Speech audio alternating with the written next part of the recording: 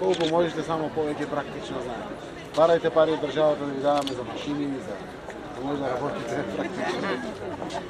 Потребна е потесна соработка помеѓу универзитетите и стопанството. Ова меѓу другото денеска во Штип го изјави премиерот Зоран Заев на прославата 12 години постоење и работа на Штипскиот универзитет Гоце Делчев.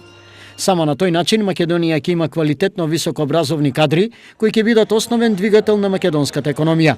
Да се утврди колку се сигурни изворите на знаењето и потоа тоа знаење да се комуницира ефикасно со оние кои од него ќе ги добијат неопходните придобивки.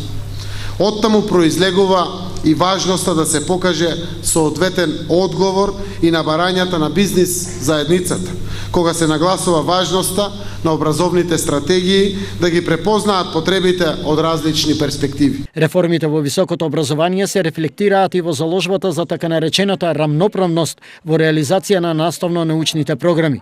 Тоа значи елиминација на така наречените лесни и тешки студии, смета ректорот на Штипскиот универзитет Блажо Боев. Доколку сакаме да го задржиме нивото на оптовареност на студентите во реални рамки, тогаш мора да ја промениме образовната парадигма, а таа треба да гласи: работа со мали групи на студенти, посветување внимание на секој студент поединечно, значи помали квоти на запишување на студенти, а поголем процент на завршени студенти.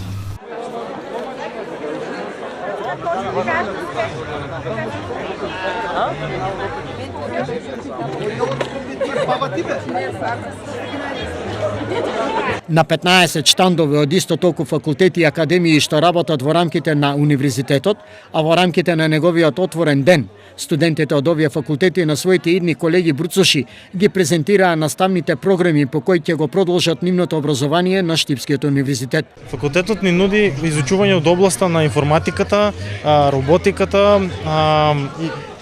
детално проучување на програмските јазици.